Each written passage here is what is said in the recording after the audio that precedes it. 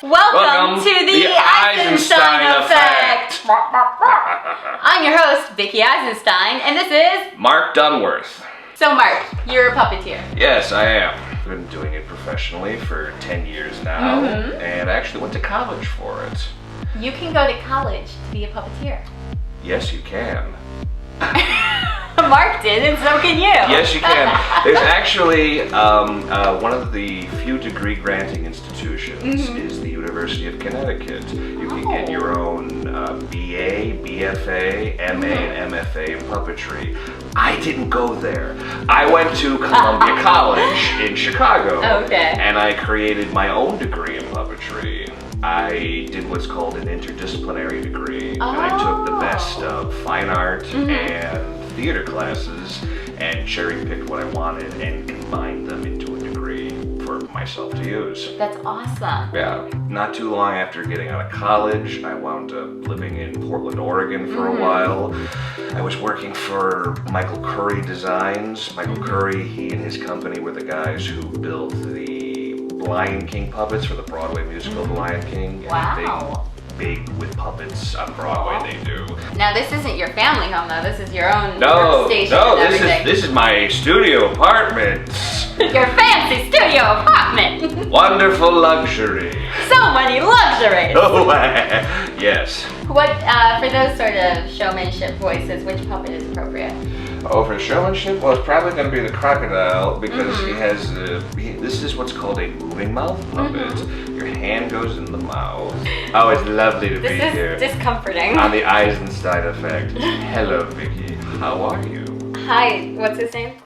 I actually don't really have a name. You don't name your puppet? No, just well, some puppets I do, some puppets I don't. He's just kind of a random character that pops up, and he's just the Crocodile. So who has a name? Oh, who has a name? Well, let's see. This is Mr. Punch. Is this a fin? This is a shark fin? Is it? No, it's a hunchback. Mr. Punch. That's a hunchback? It's supposed to be a hunchback. It's very caricatured hunchback. Oh. Mr. Punch is a puppet character from England who's been around for several hundred years and has his origins in Commedia dell'arte from Italy. And he comes from the character Punchinella from Italy, from the dell'arte. And when that came to England, it got shortened to Punch because the English are so good at shortening. No, they get to the punch. I'm not going to pronounce Punchinella. I'm going to name him Punch, and so. That sounded as though Italy went to England but ended up in the Bronx. Oh yeah, probably. My accents aren't that good sometimes. Why is it called Punchinella? Name him Punch. So he turned into Punch, and Punch is basically kind of the hero of the working class. He's a trickster. He's a troublemaker. He uses a slapstick, so it's slapstick physical comedy. He has a wife named Judy who wants him to take care of the baby, and things always go bad. In traditional Punch and Judy shows, Punch is always murdering somebody. He's beating up his wife. He's beating up everyone in authority. Punch comes across, they wind up getting the end of his stick. His wife is in a position of authority? And she bosses him around and tells him what to do, and it doesn't last very long.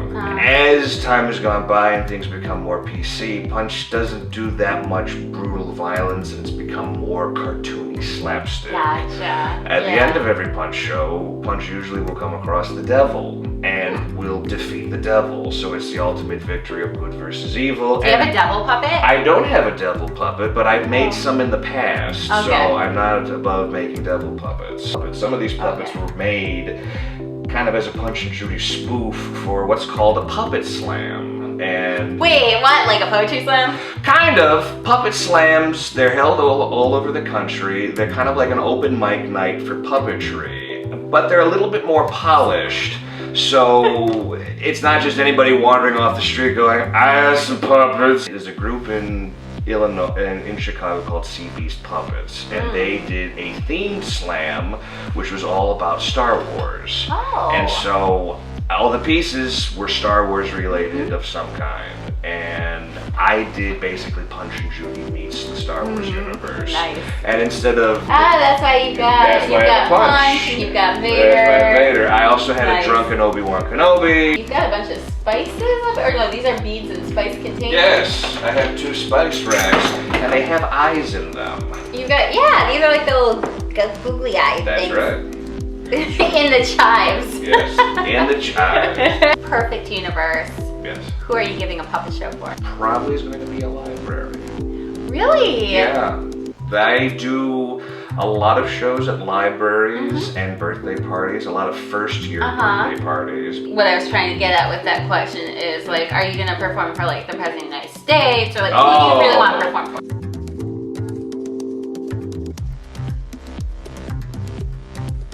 So you would not perform for Barack Obama? If you wanted me to, if you booked me, if the price was right. I'm not doing You're that White House if the price is right. But I've actually had friends who perform for the White House. That's awesome. And they've never gotten paid. Because the idea is, oh no, you're doing this as a service to your country. And it's like... I'm going to start using that line. If you were going to have a TV show, and I'm assuming you're going to do puppets on your TV show, what would it be like? Sort of like a weird Svengoolie meets Pee Wee Herman. Okay. And mashing those 2 worlds together. Can you give me the, like, 15 to 30 second radio pitch for that show? Boys and ghouls, come out to see Dr. Von Wolfram's puppet show. It's late night when Mom and Dad are asleep. Watch the fun and stay tuned for the creature feature afterwards. Have your arms insured? I don't have my arms insured. Have you thought about it? I haven't, but I have known of puppeteers who have insured their hands with like Lloyd's of London as like a, pretty much it's like a promotional thing of, no, these hands are insured for several $1 billion. What's the difference between a puppet and a marionette? A marionette is a different type of puppet. Okay, so the puppet's the umbrella type. Exactly. It's like, it's a family tree. It's a puppet tree. The puppet tree. These are jokes, people. Laugh. He commands the empty audience around us.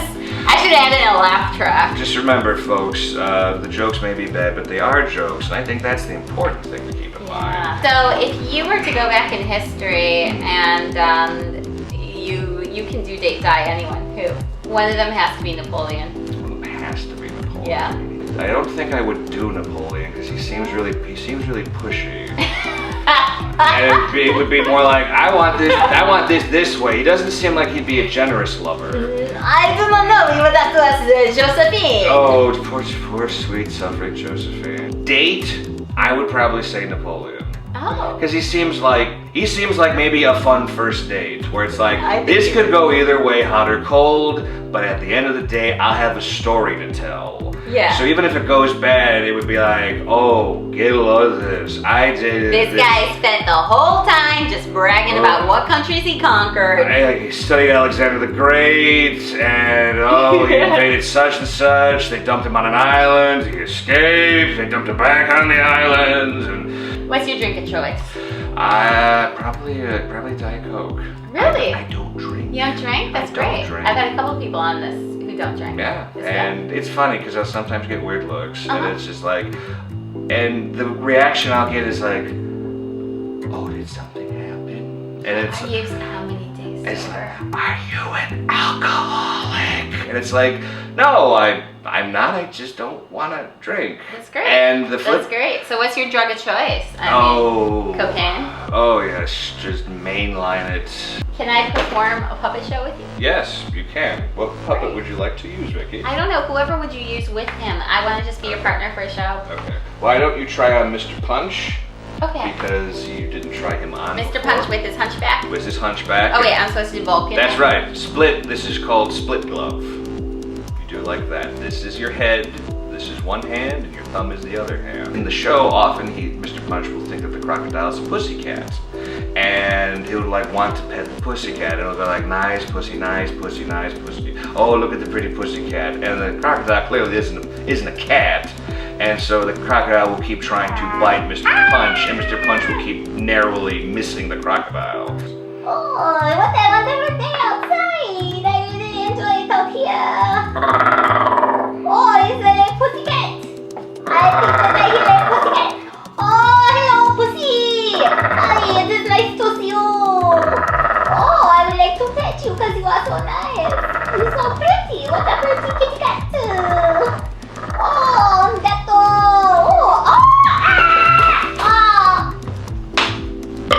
Last but not least, I want to give you a chance to plug all your stuff. So what's going on that people should know about?